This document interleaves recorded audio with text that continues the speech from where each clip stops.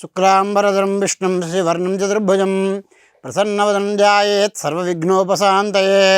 గురుబ్రహ్మ గురువిష్ణు గురుదేవో మహేశ్వర గురు సాక్షాత్ పరబ్రహ్మ తస్మై శ్రీ గురవే నమ. ఓం శ్రీ మహాగణాధిపతయే నమ. ఓం శ్రీ గురుభ్యో నమ. కొలుగూరి న్యూస్ వీక్షకులకు శుభోదయం. నేను మీ గాయత్రి శర్మ. ఈరోజు జనవరి 22, 2026 గురువారం.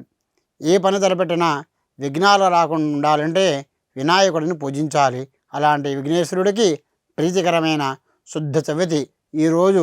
దానితోడు జ్ఞానాన్ని ప్రసాదించే గురువారం తోడయింది. ఇది విద్యార్థులకు, వ్యాపారులకు స్వర్ణదినం అని చెప్పవచ్చు. మరి ఈరోజు గ్రహబలం ఎలా ఉంది, మంచి ముహూర్తాలు ఎప్పుడున్నాయి, పంచాంగరీత్యా పరిశీలిద్దాం. ముందుగా నేటి పంచాంగ వివరాలు. ఈరోజు శుద్ధ చవితి.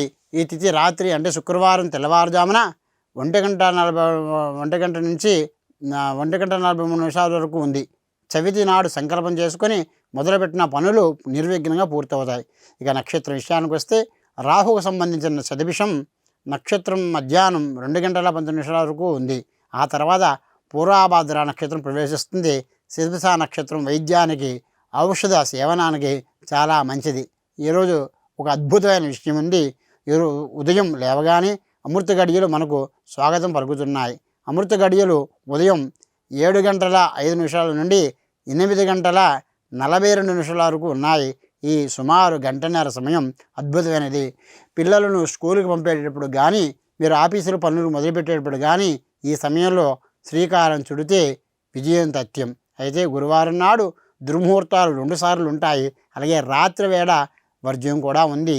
ఈ సమయాలను ఖచ్చితంగా గుర్తుపెట్టుకోండి. మొదటిది ఉదయం 10:20 నుండి 11:06 వరకు. రెండవది మధ్యాహ్నం 2:00 నుండి 3:34 వరకు ఉంది. ఈ సమయంలో ఎవరితోనూ వాదించకండి. కొత్త అగ్రిమెంట్లపై సంతకాలు చేయకండి. ఈ రాత్రి సమయంలో 8:30 నుండి 10:10 వరకు కూడా వర్జ్యం ఉంది. రాత్రి భోజన సమయంలో వచ్చిన ఈ విషయ గడియలు కుటుంబ సభ్యుల మధ్య చిన్న చిన్న మాట పట్టింపులు రావచ్చు. మౌనంగా ఉండడం ఉత్తమం. ప్రయాణాలు వాయిదా వేసుకోవడం మంచిది. ఈరోజు గురువారం మరియు చవితి కలయిక కాబట్టి వినాయకుడికి గరికి గడ్డి సమర్పించి బెల్లముక్క నైవేద్యం పెట్టండి.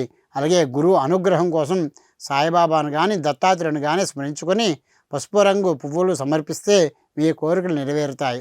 రేపటి వసంత పంచమి, శ్రీ పంచమి విశేషాలతో మళ్ళీ కలుద్దాం. శుభమస్తు, అవిఘ్నమస్తు.